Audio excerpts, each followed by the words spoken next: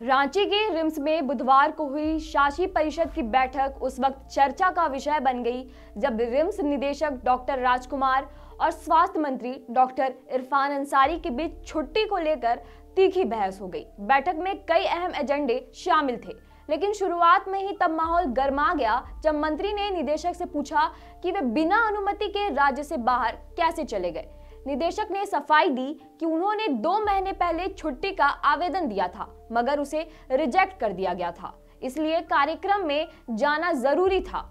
इस पर मंत्री और सचिव ने सख्त लहजे में कहा कि अगर असंतुष्टि है तो वे पद छोड़ सकते हैं। स्थिति तनावपूर्ण होती जा रही थी। तभी सांसद और रक्षा मंत्री संजय सेठ ने हस्तक्षेप कर माहौल शांत कराया और बैठक को आगे बढ़ाया। इसके बाद एजेंडा पर चर्चा शुरू हुई और अस्पताल से जुड़े कई बड़े फैसले लिए गए। बैठक में रिम्स को झारखंड का मॉडल अस्पताल बनाने की दिशा में महत्वपूर्ण निर्णय लिए गए।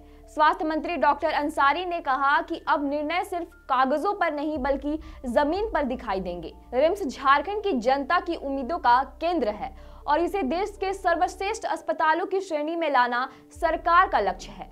बैठक में 17 एजेंडों पर चर्चा हुई, जिसमें पावर ग्रिड, आश्रय शुल्क को घटाने, नई नेट मशीन खरीदने और अस्पताल के ढांचे को और आधुनिक बनाने की मंजूरी दी गई। अब मरीजों के परिजनों को पावर ग्रिड आश्रय में ठहरने के लिए पहले जहां 100 रुपए प्रतिदिन देना पड़ता था, वहीं अब केवल 20 रुपए देने होंगे। साथ ही रिम्स में डिजिटल रिकॉर्ड प्रणाली लागू करने और केंद्रीकृत मरीज सहायता केंद्र बनाने का भी फैसला लिया गया है, ताकि मरीजों को पंजीकरण से लेकर रिपोर्ट और परामर्श तक की सुविधा एक ही स्थान पर मिल सके।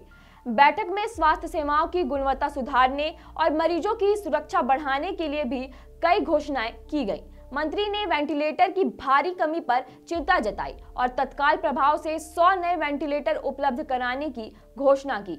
उन्होंने कहा कि अब किसी मरीज की जान उपकरणों की कमी के कारण नहीं जाएगी। साथ ही एक भावनात्मक निर्णय लेते हुए यह तय किया गया कि रिम्स में यदि किसी मरीज की मृत्यु होती है तो उसके परिजनों को अंतिम संस्कार के लिए 5,000 रुपए की आर्थिक सहायता दी जाएगी।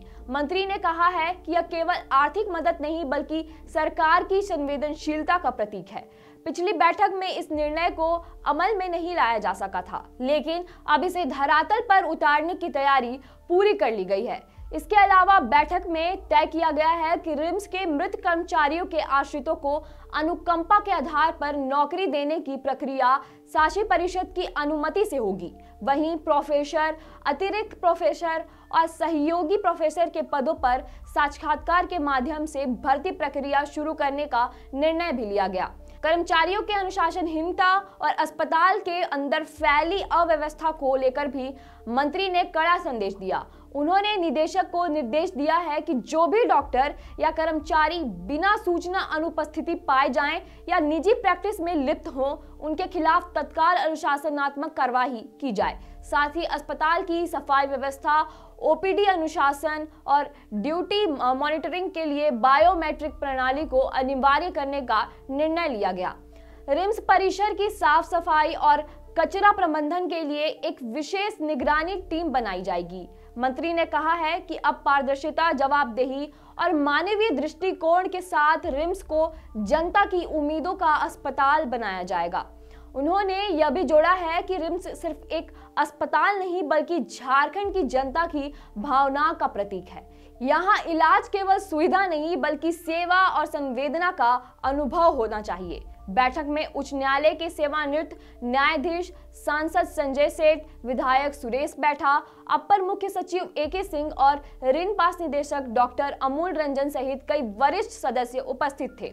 बैठक के अंत में स्वास्थ्य मंत्री ने दोहराया कि रिम्स को देश के शीर्ष अस्पतालों में शामिल करने का लक्ष्य जल्द ही साकार होगा और इसके लिए सभी अधिकारियों और कर्मचारियों को जिम्मेदारी और संवेदनशीलता के साथ काम करना होगा।